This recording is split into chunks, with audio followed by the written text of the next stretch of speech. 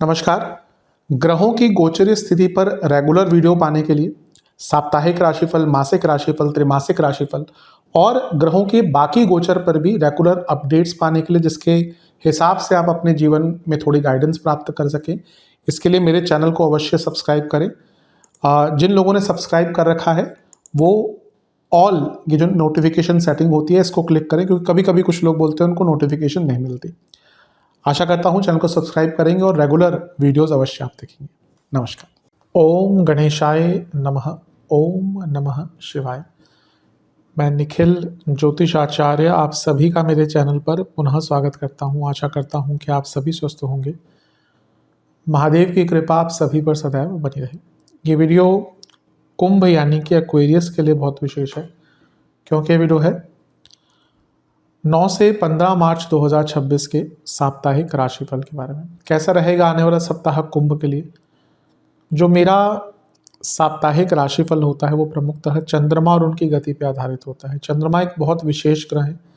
चंद्रमा की विशेषताएं बहुत है, लेकिन जब हम साप्ताहिक राशिफल की बात करते हैं तो पहला तो उनकी तेज़ गति, फिर उनका मन का कारक होना और फिर उनकी एक क्वालिटी कि वह जिस भी भाव राशि ग्रह आदि के साथ संबंध संपर्क साधते हैं उनको बहुत एक्टिवेट कर देते हैं। इन सभी कारणों से चंद्रमा का जो गोचर होता है वो बहुत विशेष होता है। चंद्रमा के गोचर के कारण हमारे मन मस्तिष्क, विचार, स्वभाव, सोचने के तौर तरीके, दृष्टिकोण, हर चीज़ पर बहुत डायरेक्ट इम्पैक्ट पड़ता है और उसको समझने के लिए साप्ताहिक राशिफल बहुत विशेष होता है। इस अंधकारमय जीवन में ज्योतिष एकमात्र विद्या है जो हमें थोड़ा सा सहारा देती है, गाइड करती है। भले ही राशिफल बहुत ही सामान्य आधार पर दिए जाए, लेकिन एक जनरल गाइडेंस के लिए बहु उपयोगी होते हैं। यदि आपकी लग्न राशि या चंद्र राशि कुंभ है, एक्वेरियस है, दोनों ही देख सकते हैं इस राशिफल को। जहाँ से सूट और रिलेट ज़्यादा करता है वहाँ से देखिए। व्यक्तिगत तौर पे मेरा मानना है अगर आप अपने लग्न से देखते हैं तो अच्छा, इनकेस नहीं पता है तो चंद्र राशि से भी इसको देख सकते हैं। मेरा व्यक्तिगत मत हमेशा से रहा है कि आप 7:30 आदि वीडियो को छोड़कर लग्न से ही देखेंगे तो अच्छा है। शुरू करते हैं। चंद्रमा आपके 10वें भाव में आ जाएंगे, यानी कि वृश्चिक में। ये होगा 9 मार्च सुबह के 10 बजे और 11 मार्च रात के 10 बजे तक चंद्रमा यहीं पर रहेंगे। चंद्रमा का 10वें भाव में आना एक प्रकार से अच्छा होता है। अर्थ त्रिकोण के स्वामी हैं, अर्थ त्रिकोण में जा रहे हैं तो ये प्रैक्टिकलिटी, प्रोडक्टिविटी और एक प्रकार से सक्सेस दिखाता है। तो ये हफ्ते का शुरुआती भाग आपके लिए अच्छा दिख रहा है। कुछ काम अटके हुए बनेंगे, स्पेशली कार्य क्षेत्र में या जीवन में, क्योंकि कर्म भाव मैं कई बार बताता हूँ कि केवल इसको करियर से नहीं जोड़ के देखना चाहिए, कर्म भाव है तो अच्छी चीज़ है ये।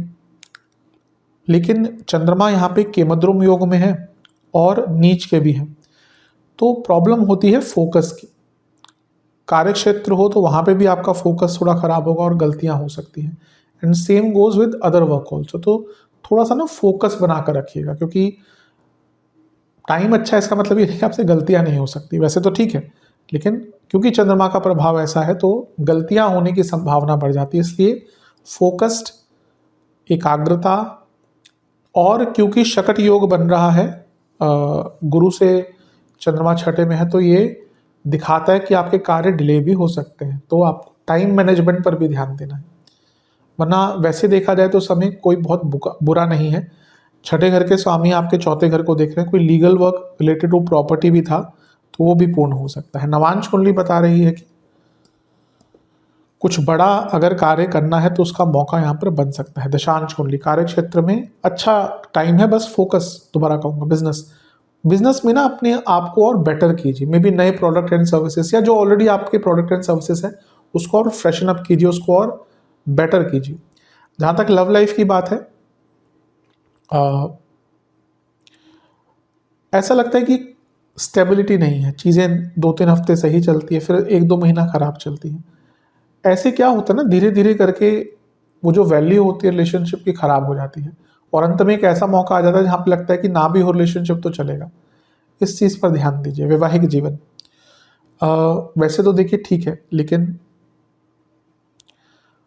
कभी कभी हमें अपने लिए भी टाइम निकालना चाहिए। ये वो समय ऐसा समय प्रतीत होता है कि आपको अपने लिए टाइम निकालना चाहिए। यहाँ पे स्टूडेंट्स थोड़ा सा ग्रुप स्टडीज़ पर ध्यान दीजिए। सेहत के हिसाब से बोन्स की प्रॉब्लम, हार्मोनल प्रॉब्लम, कफ रोग और ब्रीदिंग इश्यूज, सर्वाष्टक में आपका लाभ स्थान अत्यंत बली है।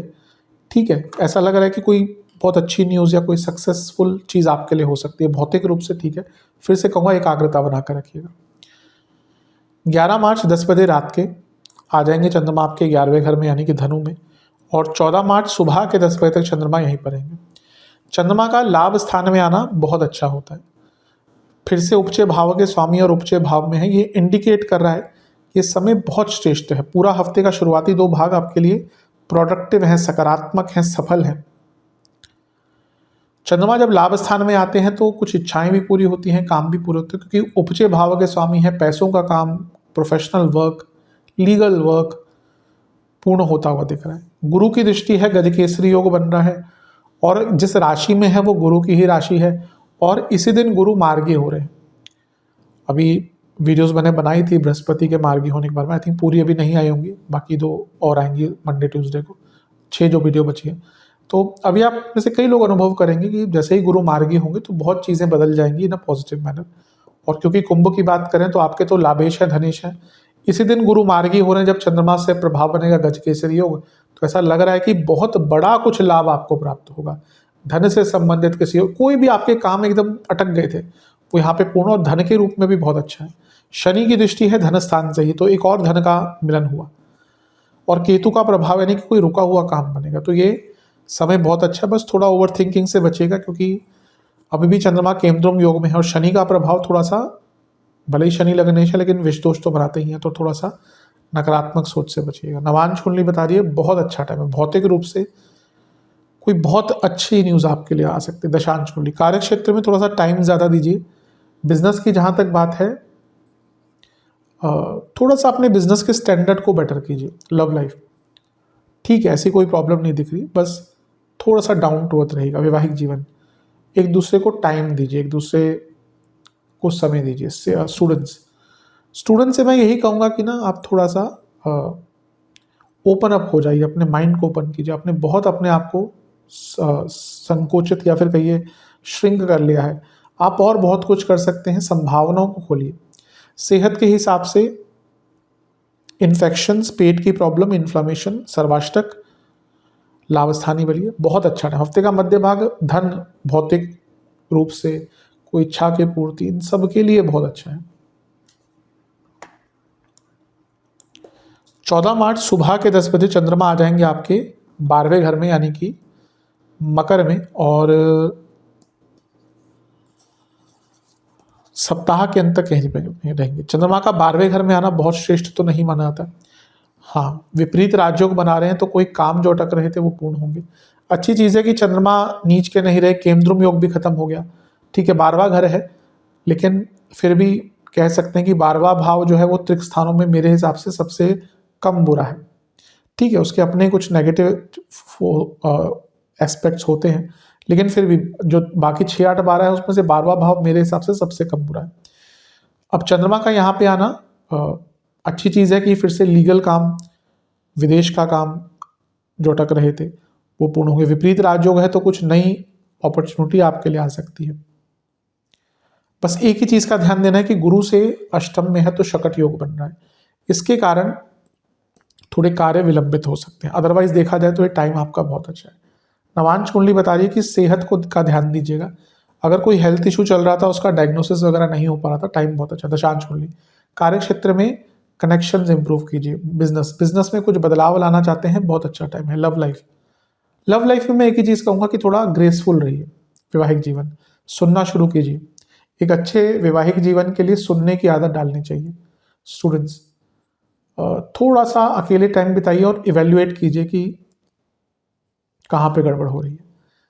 कभी कभी आंसर्स हमारे अंदर ही होते हैं, हम ढूंढ नहीं पाते। सेहत, पैरों की प्रॉब्लम, स्लीप डिसऑर्डर, कफ प्रॉब्लम, कफ रोग, अगर ऑलरेडी कफ रोग कोई चल रहा है तो दिक्कत बढ़ सकती है। कफ रोग बहुत प्रकार के होते हैं। मैं आयुर्वेदिक कफ रोग की बात करता हूँ, आयुर्वेदिक के हिसाब से जो भी ब्रीदिंग इश्यूज भी हो गए, ENT की प्रॉब्लम, ये सब कफ के अंदर ही आता है। वैसे तो अगर बहुत डीप में जाए तो डायबिटीज़ भी कफ के अंदर ही आती है, खैर वो अलग टॉपिक है, लेकिन हाँ जो बेसिक कफ की प्रॉब्लम्स है वो यहाँ पे बढ़ सकती है।